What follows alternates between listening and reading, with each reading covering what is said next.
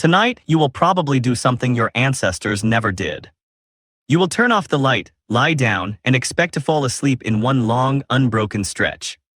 8 hours, maybe less. One block of darkness, one block of sleep. But the real answer to how humans actually slept for most of history is far stranger. And it might explain why you wake up at 3 a.m. and start worrying about everything at once. Start with a question. Have you ever woken in the middle of the night, wide awake, heart a little fast, mind racing through things you forgot to do? You probably assumed something was wrong. Insomnia, maybe stress. A broken sleep cycle. But for almost all of human history, that moment wasn't a malfunction. It was the schedule. Historian A. Roger Eckhart spent years digging through old diaries, court records, and medical texts from pre-industrial Europe. He found something strange. Hundreds of documents referred to a first sleep and a second sleep. Not a single night's rest. 2 distinct sleeps with a waking period in between. People would go to bed not long after dark, sleep for several hours, then wake up naturally in the middle of the night. They'd stay awake for an hour or two. Then they'd fall back asleep until morning. This wasn't rare. It was normal. So normal that nobody bothered to explain it, the way nobody today explains what breakfast means. It was just how nights worked. What did people do during that midnight waking hour? Some prayed. Some had quiet conversations with a spouse. Some got up and tended the fire. Some just lay there thinking. Eckhart found references to this waking period being used for digesting the day, for intimacy, for reflection. It had a name in some regions. The French called it dorveil, a blend of sleep and waking. Now here's the question that should be sitting in your chest right now. If this was the normal human sleep pattern for thousands of years, what changed? And what does it mean that your body might still be running on the old schedule, even while your modern life insists on the new one? The shift came with light. Specifically cheap, abundant artificial light. Before the 1800s, darkness after sunset was just darkness. Candles and oil lamps existed, but they were expensive, dim, and a fire risk. Most people went to bed within a few hours of sunset because there wasn't much else to do, and staying up cost money and risked your house burning down. Then came gas lighting and later electric lighting, and suddenly night stopped being a hard boundary. You could work later, socialize later, read later. The hours after dark, once empty, filled up with activity. And slowly the idea of bedtime shifted later and later, while wake-up time stayed roughly the same, locked to work schedules and sunrise. The result? The natural 8 to 9 hour window for sleep got compressed. The midnight waking period, which used to fit comfortably inside a long night, got squeezed out. Sleep became one block because there simply wasn't time for two. But here's the twist. Compressing the schedule didn't necessarily change the underlying biology. Your circadian rhythm, the internal clock that regulates sleep, hormones, body temperature, and alertness, evolved over a much longer timescale than a couple of centuries of artificial light. 200 years is nothing to a system shaped by millions of years of darkness and dawn. In 1990, psychiatrist Thomas Weyer ran an experiment that quietly became one of the most cited studies in sleep science. He took a group of people and put them in an environment with 14 hours of darkness every night for an entire month. No clocks, no artificial light extending the evening. Just long, real darkness, the way nights would have looked before electricity. What happened? At first, the participants slept a lot, almost like they were catching up on years of sleep debt.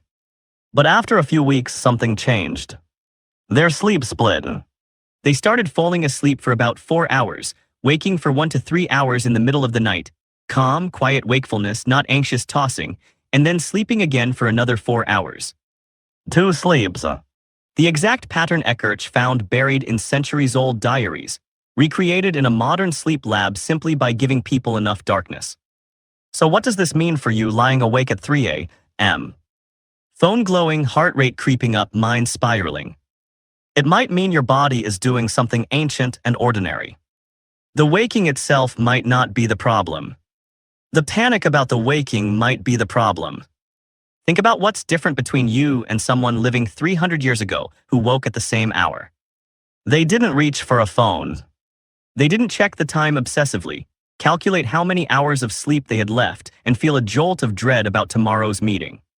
They just existed in the dark for a while. No judgment attached to the waking. No story about what it meant. You, on the other hand, wake up and immediately collide with modern expectations. 8 hours unbroken or you've failed at sleep. Your phone is right there, its light a tiny artificial dawn, telling your brain it might be time to be alert.